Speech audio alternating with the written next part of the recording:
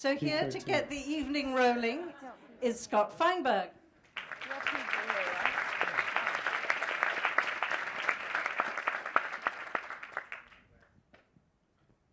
Hello. Yep. Thank you very much for being here. It is a real treat for me to be able to moderate this evening's event.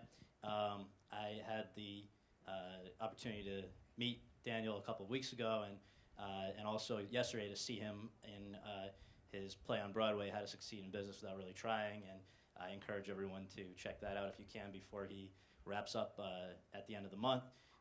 But tonight, just to put this into some context, this evening's event takes place at a very interesting turning point in Daniel's career. The Harry Potter film series, which brought him to the attention of the world and has kept him very busy for the last 10 years, came to an end in July with Harry Potter and the Deathly Hallows Part 2, and which was, just for the record, the most critically acclaimed and commercially successful of all of the 8 films. So that came to an end, but even before that film opened, Daniel was already on to other things that are very exciting. Throughout the Harry Potter run, somehow he found time to make other movies, to appear on TV, and to do a number of very impressive theatrical productions, including Equus on Broadway in 2007, and again, starting prior to the end of the Harry Potter series in How to Succeed in Business Without Really Trying. So, and earning rave reviews for that, I should note, and productions, many Tony nominations as well. So the first portion of our evening, though, is going to look back on the first chapter of Daniel's career, which the way we all got to know him, of course, was through Harry Potter. So what I would like to do is invite you to join us in taking a look back at the past 10 years of Daniel Radcliffe as Harry Potter.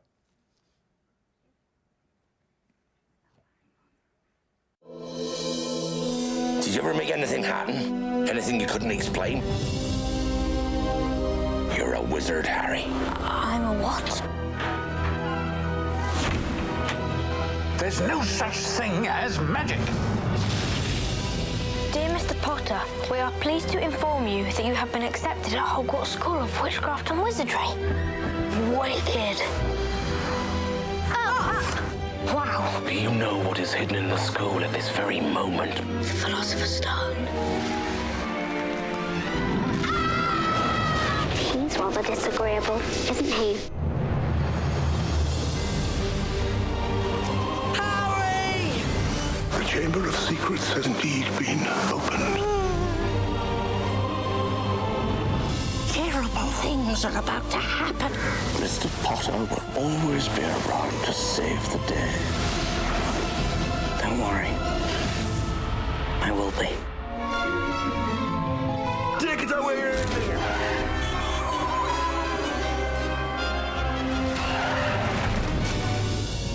Sirius Black has escaped from Azkaban prison. You betrayed my parents. You're the reason they're dead. He was their friend!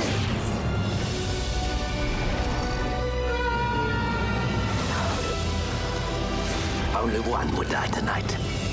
Expecto Patronum!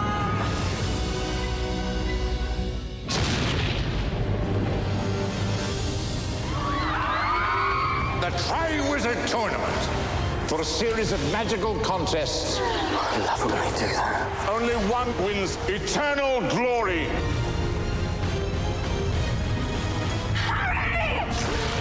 People die in this tournament. Who are you? What do you want? The Dark Lord shall rise again.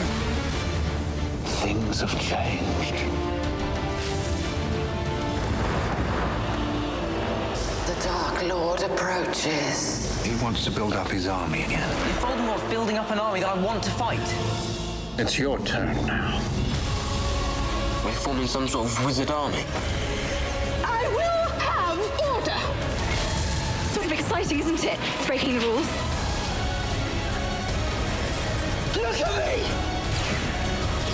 You will lose everything.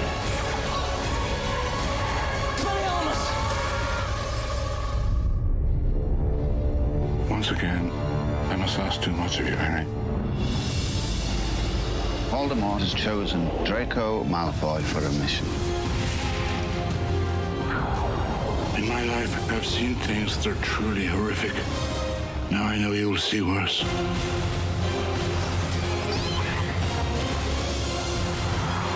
Take my hand.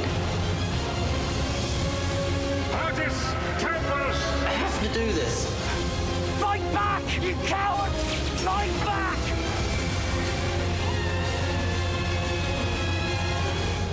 It's over. These are dark times, there is no denying. Our world has faced no greater threat than it does today. I have seen your heart, and it is mine. He's after you, Mr. Potter. Tell me where he is. You really don't stand a chance. I've got him! Help me!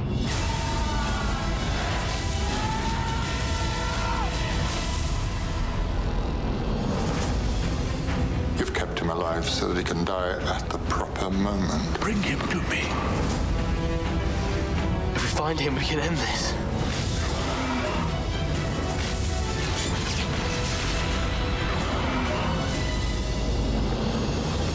Harry Potter. The boy who lived You'll stay with me. Always. Until the end.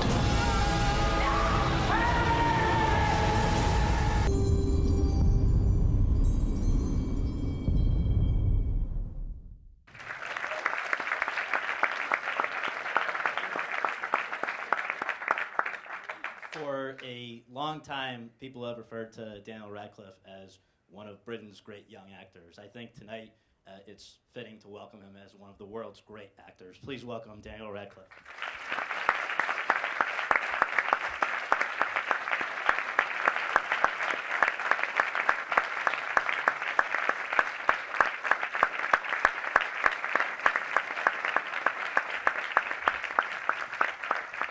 Thank you. Thank you very much.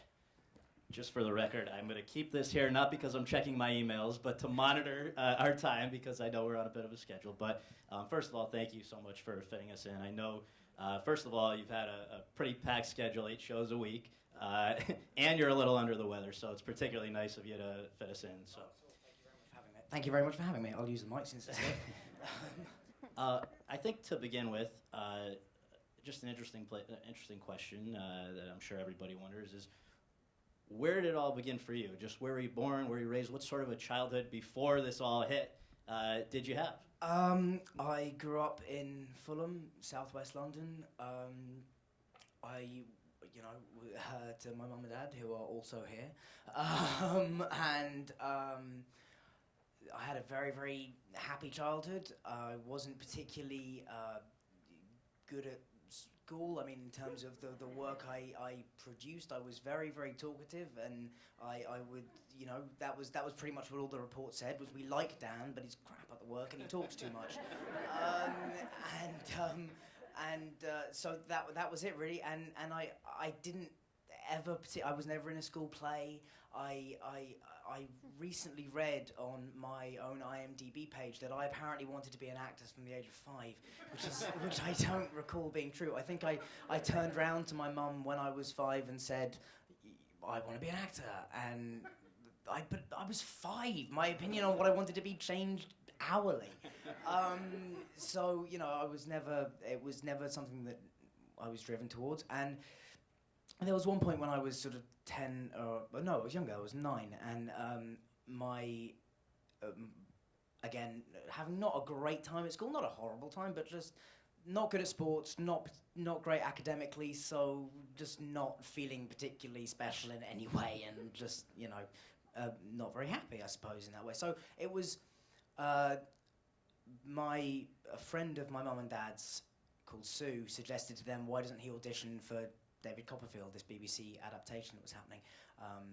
And I, with no thought of me getting it, as just a thing of, this would be something he could do, which other kids in his class won't have done. That's a unique experience for him. Won't that be fun?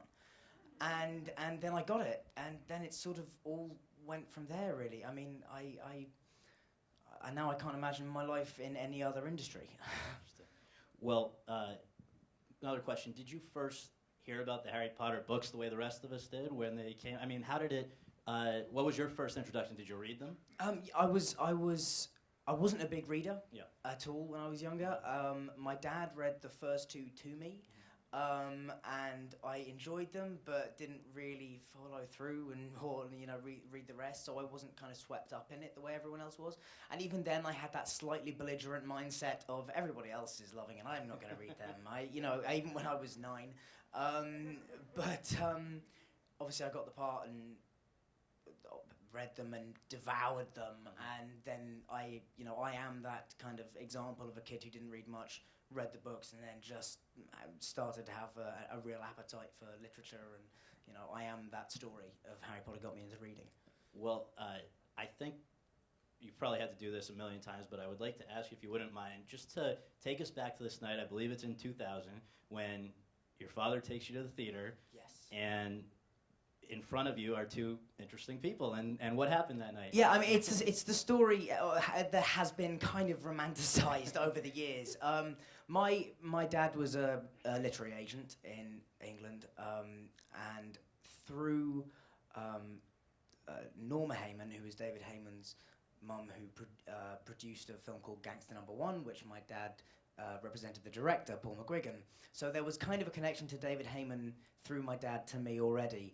And Chris Columbus had wanted to audition me because he'd seen David Copperfield. At that time, the deal was that it would be filmed over, you would sign up for the entire series, and it was all to be filmed in America. My mum and dad went, that's too big an upheaval to his life, no. And I didn't know that any of that had happened, and nor should I have. And then the deal had. Then we had the night in the theatre where we went to see a play called Stoned in His Pockets, and there were these two men sitting in the row in front, and one of them was continually looking back over his shoulder at me, and I had no idea why. And it turns out I later found that was David Heyman and Steve Clovis, the screenwriter, who had come to the theatre that evening. I don't believe in fate, but very fortunately my parents do. So they sort of saw that as maybe being a sign that they should at least let me audition. And I'm feeling like I'm kind of talking myself into believing in fate now that I'm telling you that story out loud. But yeah, it was, and then I had my first audition, and I came to the process very late. I think Emma and Rupert had both had about 6 or 7 auditions by the time I came into it. I only had, I think, 3 near the end, because I think I auditioned for the first time in maybe late June, and they started filming in September, so it was might have been a matter of desperation. By the time you were permitted to go and audition, they had decided they were going to do, you were only committing for 2? We're only committing for 2, but yes, that was the other part. Is when by the time that evening in the theatre happened, the deal had changed so that it would be signing on for only 2 films, and they were both going to be filmed in England. So that was, yeah. So how did you find out you got the part? Where were you? What happened? I was in the bath, and as I have said many a time, it is true. I was in the bath, and my dad came in and told me the news, and it was I was just very happy. I had no idea, I'd done well. I didn't know any of this would happen. Like that was it. That was all it was about. I was really pleased. Oh, I must have done well in those auditions, and that's good. And that was that. And my reward and the thing I requested that night was then, well, does that mean I can stay up half an hour later so I can watch the post-Watershed version of Fawlty Towers? Not that there was anything different from the pre-Watershed version. It just started at 9, and that was exciting. So as the process began to move along, J.K. Rowling at one point said, quote, "I don't think Chris Columbus could have found a better Harry." How important was it to you to have her blessing and endorsement like that? Well, very. I mean, she's, it's her character. I always, when I hear actors say things like, I don't know about, if my character would do that and things, I always think, when did it become your character? You didn't write that. So that, I mean, I've always felt, she, it's her character, and I have always felt a duty to her, and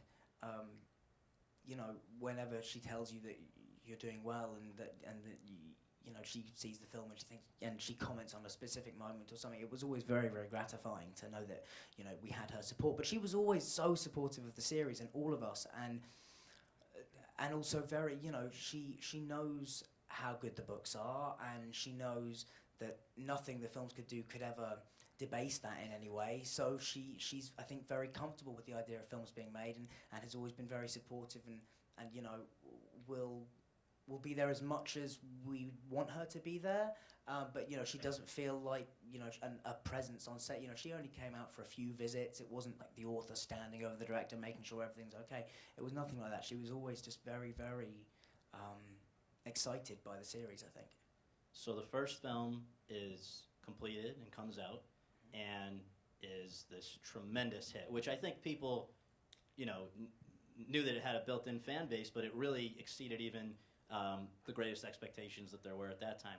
For you, what was the experience like of seeing the first film for the first time, and you know, what did you make? How did things change once everyone else saw that film? It didn't change a huge amount for me immediately. I remember feeling very, very proud. I think the first one was the first and the last ones were the only times I've cried watching the film, because I was very, very proud the first time, and the last time as well was, you know, a very emotional moment. But we were straight back into work. I mean, we had started filming the second film before the first film had come out. I mean, I don't know if there may have been a month in between, and we started doing what was euphemistically called pre-shooting, which was just 2 months of regular production but under another name. We shot the whole flying car sequence during that time. Then halfway through that came over for the premiere of the first film. Then went back to it. It was straight. I mean, that's what I mean. It's always very hard for me to talk about my experience of the Harry Potter phenomenon, because I really don't have one. My experience of it is of the work and of what was my day-to-day life. But when you're surrounded by it and you're just doing the work all the time, you don't really ever sit back and see, you know, what an expansive, you know, global phenomenon it really is. It's sort of a case of not being able to see the wood for the trees. I mean, you when you're in that environment every day, it just becomes such a routine, and never one that you got bored of, or you know, it was always very exciting. But people would expect, I think, that I would have a real take on the phenomenon, but I don't, because I really have, my experience of it is a very, very personal one. I guess on a personal level for you, though, at some point you had to realize that you no longer walked out of your house to nobody knowing who you were, very few people, and I guess I wonder, when was the first time you realized that you were now a very famous person, and how did you deal with that? It's got to be a jarring change. I suppose the moment that it is kind of rammed home to you is the first premiere. When you get out of the car and you are hit by it is a wall of noise, and it's something that you never get used to.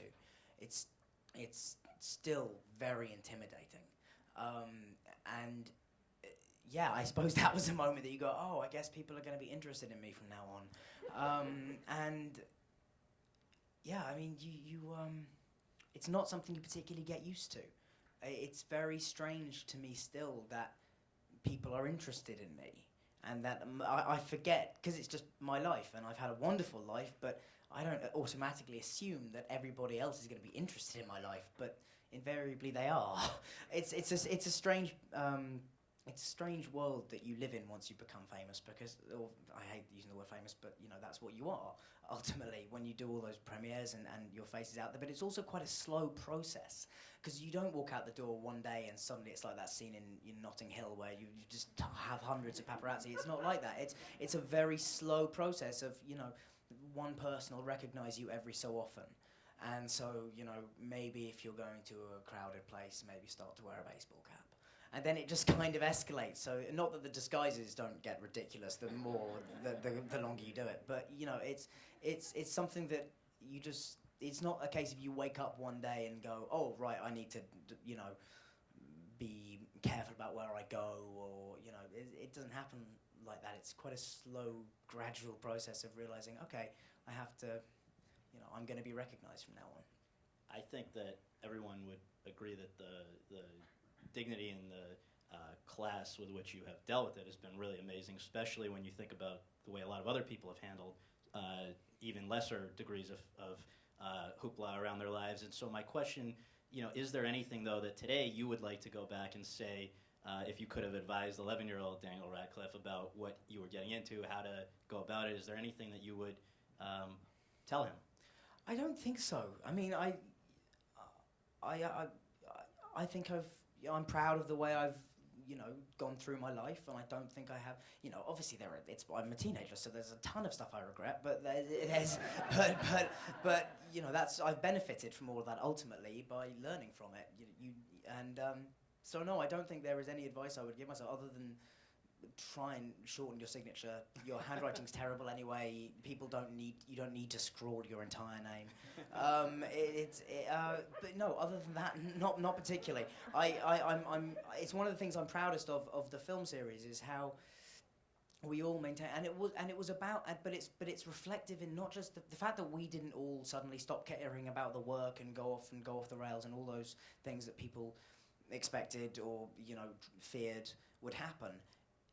It comes from the fact that we always cared about the work because the crew always cared about the work, because every day when we went in there, that's what I feel this series is remarkable, because it's a huge multi-million-dollar studio thing, but which all has connotations and can, when you say that to somebody, can make it sound like it was just a kind of a factory process of churning these films out. But there was so much love and care put into all these films, and it was because we all were growing up together. There were a lot of people that, not just in the cast but in the crew, that were there for 10 years, and so you've invested time in something and you want it to turn out well, and everybody, or 99% of people took a huge amount of pride in their work. I'm sure there were a couple of people for whom it was just a job, but for a lot of people there was a real level of care, and I think that we all knew that the way we conduct ourselves in our own lives, we are ambassadors for not just these films, but for all the people that work on them as well. I think we all took that seriously and wanted to do well at that part of our job as well as do well on set. The next couple of questions, I'd like to focus on some of those people that you worked with. I think the only two people in the world who can kind of maybe somewhat or largely understand the personal and the professional journey that you've had to go on would be, of course, Emma and Rupert. And so I just wonder if you remember the first time you guys met, and just did it click right away, and how did things evolve over these 10 years? Yeah, I mean, we auditioned together. Once we did like a chemistry reading where they got us all together to see if that trio worked. And then there was, they auditioned with another Harry, and we auditioned with another Ron, or, so on and so forth. And what I remember more clearly than that is that our first photo shoot together, when we had been cast and it had been announced, we went and had a photo session with Terry O'Neill. Yes, thank you, Dad. And he wonderfully, throughout the entire thing, referred to us as boy with the glasses, the other boy, and the girl. and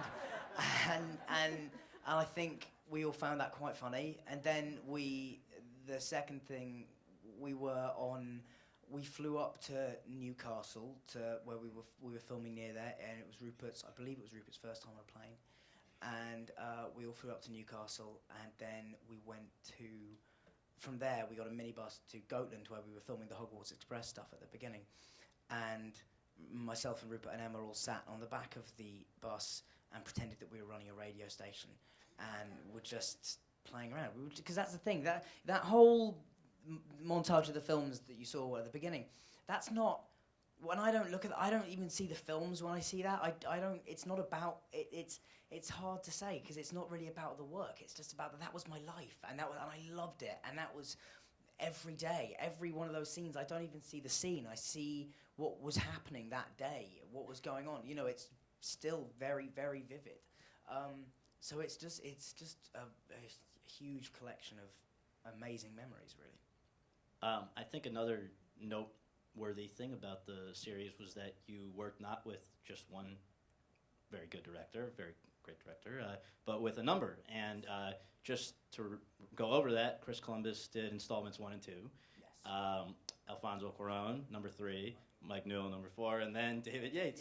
Yes. And I just wonder, can you share any recollections about, was it very different from director to director, or I gathered from listening, I think, to an interview with David Heyman that they actually went to unusual lengths for directors to work with each other to make that transition as smooth as possible. I have some inkling that happened. I don't know a huge amount about what the directors. I know that they were always very, very open with each other, because all of them, other than Chris, knew what it was like to come into this world, and it's probably quite an intimidating world to come into. They all were very, very different. Chris Columbus, I don't think there would have been anybody better to start the series than Chris Columbus. Not only, I also have to say, and I always say this about Chris, no matter what people say about Chris, you will not find a crew anywhere in the world who want to work harder for a director than people do for Chris Columbus, because he is such an enthusiastic, energized, wonderful human being, as well as, he got 3 11-year-old kids enthusiastic and happy and excited to be at work every day for 2 years. That is no mean feat. He was a remarkable man, and also what I have to thank him for is, I have now just I love film sets. They're an incredibly nostalgic, romantic place for me. I love the whole of the filmmaking process, and that enthusiasm and that energy is something that I learned directly from Chris Columbus. Alfonso is an incredible director, and I think it was the moment in all of our lives where we'd had those first 2 films and we felt suddenly more comfortable on a film set, and Alfonso suddenly showed us that we could be actors as well, and that we were ready to make that transition at that point, which we weren't ready to before. And working with Gary Oldman on that film was also hugely influential on me. And Alfonso did something amazing for the series. I think it's probably it was one of the most important moments in the series, because he had just directed Y tu mamá también, and he was suddenly, we went from being it was Lord of the Rings and Potter at the beginning, and Lord of the Rings was we were kind of the mainstream, not quite so cool cousin sort of thing. And then Alfonso came on board, and he took us in such a dark, different direction. And suddenly we weren't just another fantasy series. Suddenly, because they saw that David Heyman, our producer, whose idea Alfonso was, wanted to take the series in a dynamic, interesting way. And he did that and he made an amazing film. Book number 4 is huge and bombastic, and if anybody here knows Mike Newell, you will know that he is the perfect man to direct that film. He is larger than life. He is Toad Hall, and he is fantastically funny, bawdy, super smart. And did a wonderful job on that film. And then David Yates, whose contribution cannot be understated. As I said, Chris Columbus is the man with the highest energy on the planet, and he could only do 2 of these. David Yates has done 4, and that is a huge commitment. And the thing I always say about David is that it's like he can see the entire arc of the series in one frame in front of him. He's an amazing storyteller and amazing at,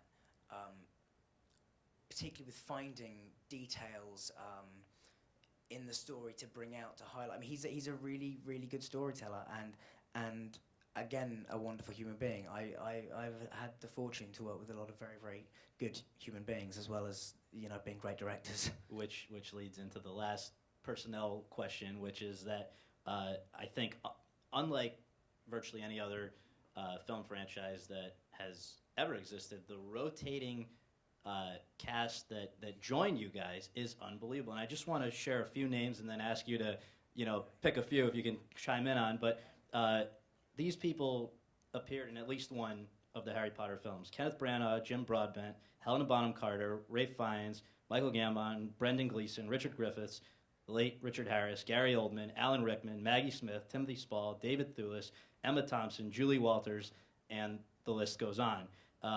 I imagine that made the process not only more exciting, but a lot more beneficial for you as an actor, right? It was amazing. I mean, we were suddenly wanting to be actors and suddenly surrounded by the most amazing talents. I mean, the thing I think that sums up Potter is David Bradley, who plays Filch, who is one of the greatest stage actors of his generation, who played Henry IV 3-4 years ago, and he does enough. I mean, he's brilliant as Filch, but it's a small part. That's the quality for all the way through. I mean, even the smallest parts are generally filled by the most incredible actors, and we were surrounded by that, so we were incredibly lucky. I mean, I think the people who were the biggest influences on me were Gary Oldman, because he's fearless, and I loved working with him. I feel that just by being in the same room as him, the quality of my work was elevated immeasurably. Some actors have that effect on you. John Hurt is another person who has that effect, where you don't even feel like you have to. It's easy. You don't have to do anything. The performance comes out of you, and it's drawn out by that other person. Imelda Staunton is an amazing woman, as well as being an incredible actress. It is just an embarrassment of riches. We have. I mean, I think the only people. Judi Dench never, and Helen Mirren never. But But other than that, I think we collected pretty much the whole set. And Ian McKellen couldn't, because he was Lord of the Rings. Right. I just have to say, I was trying to think, has there ever been anything... On a very quick side note, Richard Harris used to always joke that the hat he wore as Dumbledore kept slipping off his head, and he said, it was probably made for Ian McKellen.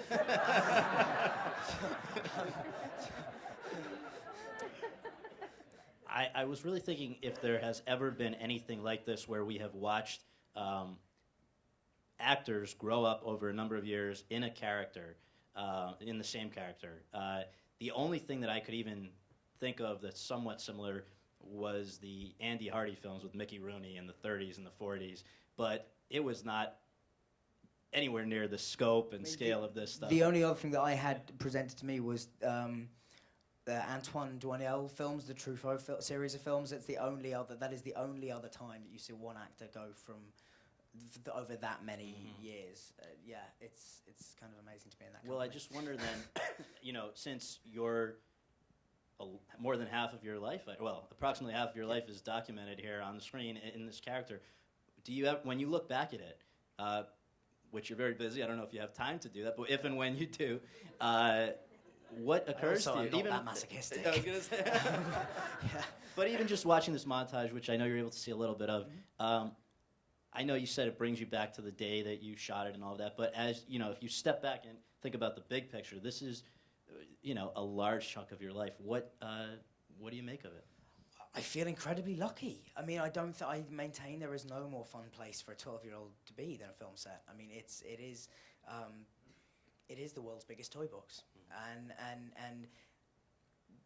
I was in a very, very white, very kind of upper class, what we would call middle class, but you would call upper class in America. I've learned there's a big difference. And school in London, and very privileged, and in those kind of schools, everyone's kind of the same, and suddenly I was taken out of that and put into an environment with 1,000 different people from 1,000 different backgrounds, and I think it broadened my worldview immensely, and I met people there who still continue to define the person that I've become, and I just look back at it with a huge amount of pride and love, and I'm don't get me wrong, I'm 10 years was enough. by the time we got to the end of that process, I was ready to move on and do other things. But I will never look back on the films with anything but tremendous happiness, and it was an amazing time in my life, and it will forever be amazing. I wrote on the card I wrote to everyone on the crew had a quote on it, which could kind of summed up the feeling, which was, I have enough memories as if I had lived for 1,000 years, and it's true. You know, I loved every second, and all the people I got to work with. It's mind blowing how lucky I have been. One last Harry Potter question before we move on to the amazing other things that you've done, and this question is to do with the fact that you guys really went out on a high with this last one. Yes. I want to, aside from the fact it got the best reviews, made the most money of all of them, it was successful by every measure. But you said an interesting thing to at least one interviewer that I came across while preparing for this. Quote, I think it, referring to Deathly Hallows Part 2, is just light years ahead of any of the others in terms of filmmaking, in terms of acting. It's like the emotional range of Shakespeare with the action and blood of Tarantino. Yeah. Yeah.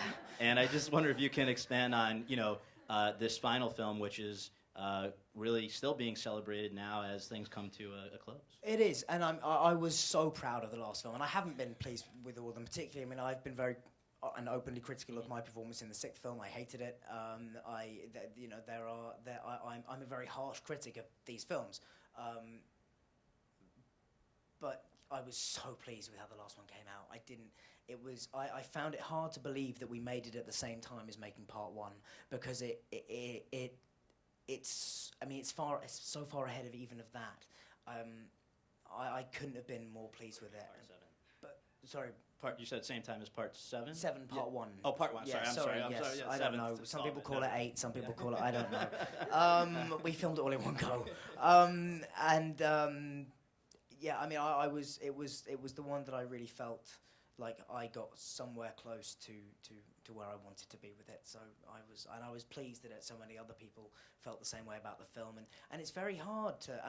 And I know that there were a lot of very cynical people when the decision was announced that they would be splitting the book up into 2 films. A lot of people said, "Oh, well, that's to, make more money," and you just think, well, if you, all the people that made that criticism, I wanted to say, okay, well, you adapt it then into one 120-page script if you feel you can. I mean, taking that time in the first film to, really set up the story meant that when we got into 7, because it's an action film, but David is having to tie up all these loose ends at the same time. It meant, splitting the film meant that when we got to that last part, we could just go at 100 miles an hour the whole time. And I was thrilled with how it came out. I didn't know what I was going to feel. I was so nervous going to say it. I was just terrified, because then this is it. That's it after that one. I don't get any more chances. So it was. I felt I kind of got close on the last one. So, well, what I would like to do now is introduce a few clips that I think illustrate your versatility as an actor. And the first one, what we'll do is we'll play a clip and then hopefully a question or two about it and then move on. But the first one's from Equus, in which you played Alan Strang, a stable boy who has a twisted interest with horses, in horses, we could say, without blowing it too much, and played it on West End and Broadway, 2 very, strong reviews. It's always weird when they film stuff on a stage. I always want to say that at that point. I think that should be the end of the technical issues, because I think the only way we could get that was on VHS, so that might be the so yes. Shows we got to keep up with the times. No. But it's always I find watching myself very painful. I don't know if anyone noticed that. I don't enjoy watching or listening to myself. So if you see me cringing, it's perfectly normal. Don't worry. So, in this case, obviously, by its nature, a very dark character. Also, as nobody lets you forget, a scene of nudity in the film. And I just wonder, was that part of any sort of a conscious effort to show that you could be very different than Harry Potter, that you were not just sort of the innocent guy there? Well, I think it was a few things. Mainly, any 17-year-old actor who gets offered the chance to play Alan Strang in Equus on the West End, directed by Thea Sharrock, with opposite Richard Griffiths, that's, I mean, I don't know what kind of career plan doesn't have that in it. So there's that, and there was, I think I wanted to do stage, and I know I wanted to, and I had known for a while that I wanted to do stage, and I knew that if I did something even remotely kind of easy, then people were going to be very dismissive of it, and as one would expect. So I wanted to do something that I showed was serious, and wanted to do interesting work, and wanted to, I wasn't afraid to take risks, which I feel like I can't work unless I've got, there's a little bit of fear in the back of my head saying you can't do this, or this is or if I'm not worrying about something, or if it's not challenging, then I can't find the sort of the fight in me to do it. And that was the same with Equus. It was a huge challenge. It was something that I was very uncertain of whether I'd be able to do, and it required learning a lot of new disciplines in terms of stage technique and projection, but it was great, and I learned a huge amount, and I still think that the most fulfilled I've ever felt as an actor was when I did Equus on Broadway over here. It was an amazing experience, and working with Richard Griffiths every night, seeing how he continually refines things, and how his technique is entirely based on listening. That's all he does. He just listens, and he's the best listening actor I've come across so far. I guess now you've been doing it for quite a while between Equus and How to Succeed. You've been, the 8 performances a week type thing, just the grind of it. Was it something that took getting used to at first? I mean, it's quite different. Maybe you can share the differences between film acting and theater acting, the biggest differences that stood out to you. I mean, I have never, I don't think there is a huge amount of difference in what you have to do on film and on stage. It's still just about listening and being as real as you can, and just trying to have an effect on the other actor. So I don't think there's, and I think when you're in a theatre space, naturally you just learn to fill it. I don't know how that happens exactly, but you do. In terms of the differences, I feel like, because, first of all, when I started doing 8 shows a week, yes, it is a shock to the system. It takes a bit of getting used to, but also I love a challenge. I love having that thing of not wanting to miss a show. That's my big thing. I was gonna say. I have so far, touch wood, I have perfect record on Equus and here so far. So I'm desperate to maintain it. And so stuff so stuff like that is very important to me, and I like the challenge of it. I like, there's nothing, it's very rare as an actor that you really feel you earned your pay. So it's on days like, doing an 8 show week in theatre, you really do feel like you're earning your money. Well, I guess that's as good a transition as any to How to Succeed in Business Without Really Trying, in which you are currently appearing at the Al Hirschfeld Theater until just a few more weeks. Yeah, January 1st is my last show, so it'll be a lot of very hungover people saying goodbye to me. I have to say, I was absolutely blown away. As I said, I saw it yesterday, and you mentioned to me, and I'm not surprised you said you guys were on, because people were really blown away yesterday. And I was particularly blown away by the fact that you have to be in unbelievable physical shape to do what you're doing. I mean, you're sweating, you're working that hard there. So please, how did that come about, and what was the big draw for you? I mean, that came about during Equus. When I was in preview, Craig Zaden and Neil Merrin, who are the producers of How to Succeed, came back and said, so at the beginning of Equus, I sang very aggressively 3 commercial jingles, and I think it was just, in fact, I think by the time we got here, it was the Milky Bar was the only one I actually did. And so I sang the Milky Bar theme, and they came back and said, "So you can sing?" And I went, "Well, I can sing the Milky Bar theme." But they for some reason saw enough in that, and they said, "Well, we really want to do a musical with you. How would you feel about the idea of that?" So I've been taking singing lessons for a while anyway, because I loved them. Dance is not something I've ever done. I never thought I would be good at doing, so I never tried. And the wonderful thing about my job is that it makes me do things that I wouldn't do otherwise. And so Rob Ashford, the director, who I met with through Craig and Neil, and he said, we discussed the idea of doing this show, and he said, I want you to be a triple threat. And I said, well, singing, I'm having lessons. Acting should, to an extent, take care of itself.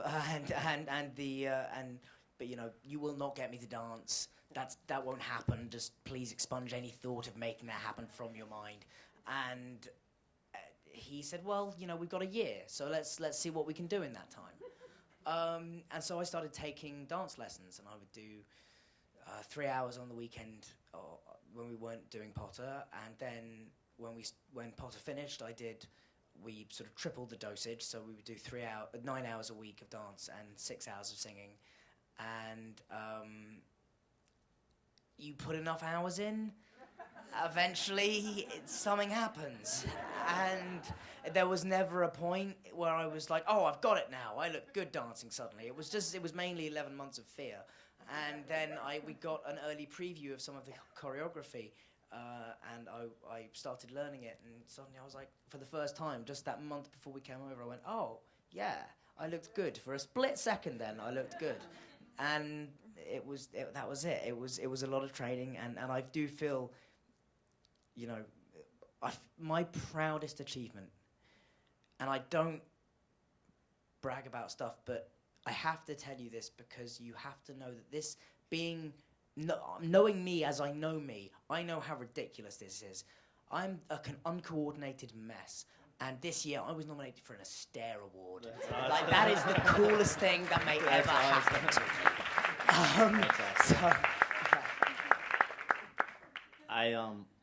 I think one thing that should be noted is that just looking around the audience yesterday, and from what I gather from talking to people every night, there is such a diversity of people that come to see you. And from kids who are so thrilled thinking they're coming to see you because they know you in one way and come away blown away that you're capable of doing such a different thing than they ever imagined, to, grizzled people who've been going to Broadway for years and you re-energize them about it. What is it like for you to sort of now, unlike the movies where there's not an instant response from your audience, you have to wait months and sometimes years, here you feel it every night, you walk out, and whether you like it or not, there are going to be people waiting to, bother you, nag you about things and compliment you and everything. Is there something gratifying about that? There is, but that's the test. That's the test of yourself. It's all very well doing it the first couple of months where you've had previews opened and audiences are full, and it's a full house all the time, and it's like a rock concert, and they're screaming and laughing at everything. And then then the middle of the year comes, and everyone who was really, really excited about the show has now seen it. So that's when you start to have to rely on the show being good enough to draw other people in. And obviously there is a huge fan base that comes with Potter. There's also a huge people who want to see a Pulitzer Prize winning musical. I think we're very lucky because we have a huge amount of young energy in the audience, which filters through to the grizzled people who may not be as excited about coming to the theatre. But I think there's a thrill of seeing people who clearly get on and have a good time together, because we're a very happy company. And also, I think there's something very exciting and thrilling about seeing people working really, really hard and loving it. That's, in Brotherhood, we are all, and it's not just me, it's all those dancers, all those boys are exhausted. We are sweating buckets, and, but we're loving it, and it's a pleasure to dance. And I know there is a fairly good chance I will never get a number like that to dance in my career again. I mean, it is a really show-stopping, amazing number. And so I have to remind myself even more. And, because the things you learn about yourself is, you have it's all very well when you have those 1,000 people audiences, but when, can you do it? Can you still make it fresh when there's 500 and something people out there in a 1,400-seater house and you're hearing the echo of your own voice? Can you still find a way of making it fresh and fun and getting them to enjoy it? Because for somebody, it's their first time. Exactly, because for somebody, it's their first Broadway show. Show very quickly a clip of Daniel's next film, which is The Woman in Black. It's going to be released next year. It is an adaptation of the book. The Susan Hill book, which is also inspired now has been running for, I think, 22 years, the stage play in London. Just, one question. We were just saying one question about this, and then we'll take 3 from the audience, then you're free. Okay. Just... how did this come about? Is this something that it's been in the works for a while? I read the script for this 4 hours after I did my last shot on Potter. Oh, wow. We finished filming on, I think, July 29th of last year was my last official day.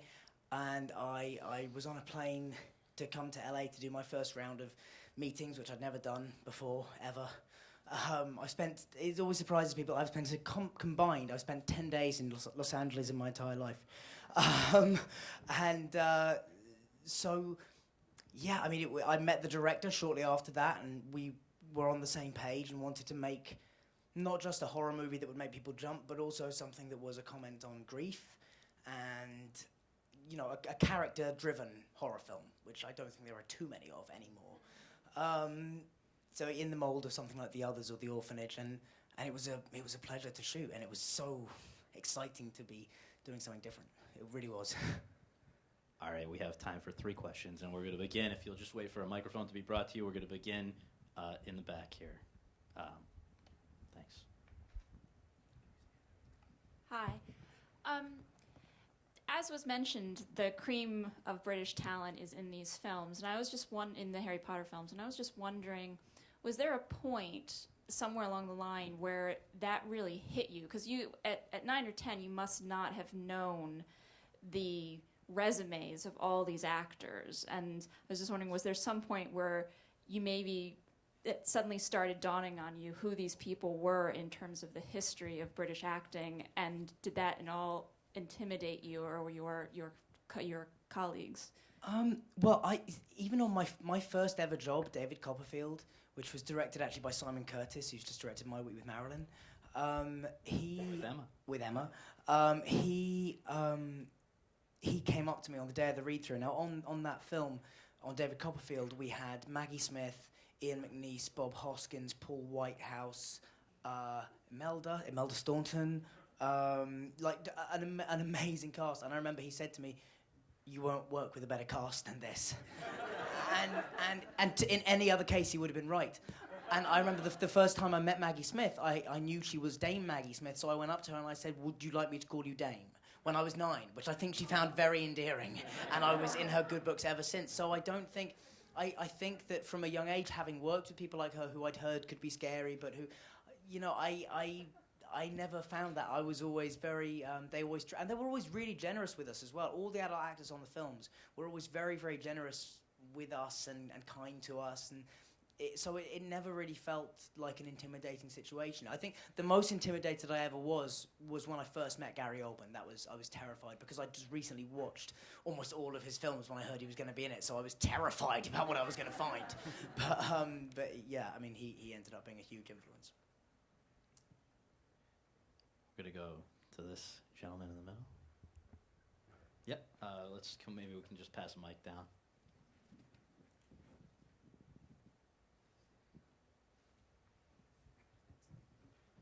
Hi, Dan. So you talked a lot about trying to find things that were really challenging throughout your career, and obviously working really hard to achieve those, which I think is a great characteristic.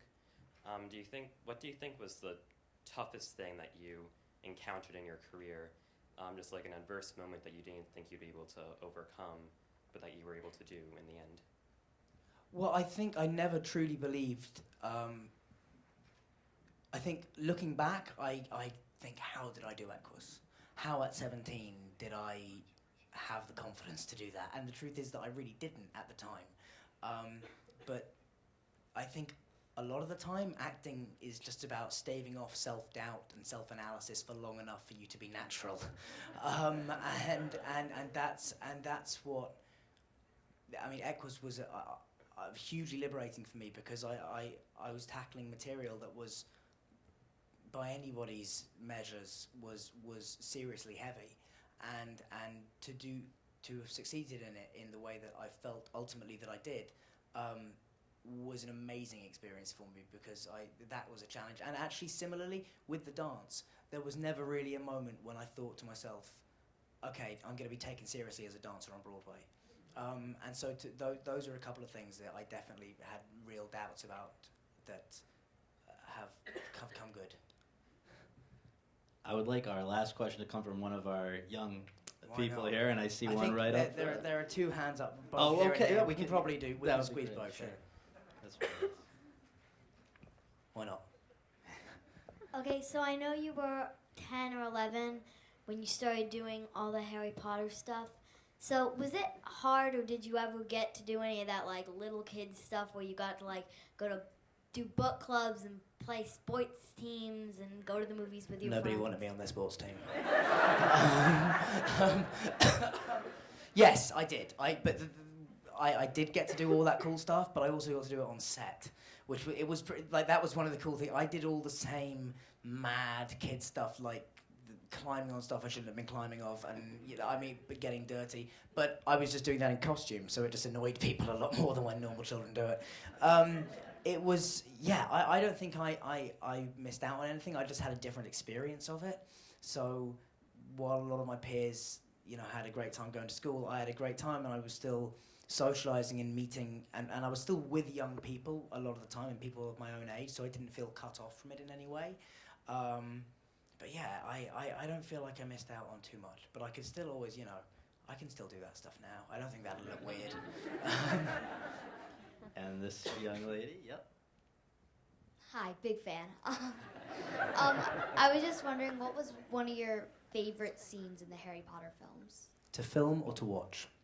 To film and to watch. To film and to watch. Okay. No.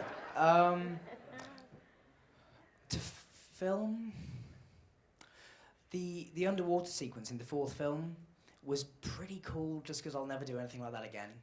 I was underwater for a total of 41 hours across a period of 5 weeks. I think the sequence runs in total at about between 3 or 4 minutes, and we averaged 8 seconds of footage a day. So it was a very painstaking process, and it was like I will never film that way again. And it is like when you film underwater for that long, it is just a submerged film crew, lights, flags, stands. It's a really cool experience. To watch, my favourite sequence, I think, in all of the films is when Hogwarts starts coming to life in the last movie. I find that incredibly moving and really stirring. There's something about when those knights drop down. Just that, even now, that will get me, of all people, just like full of pride somehow. It's yeah. So that would probably be my favourite sequence to watch. Well, I don't think we can thank you enough for making the time to do this. It's been great. Thank you very, very much for having me.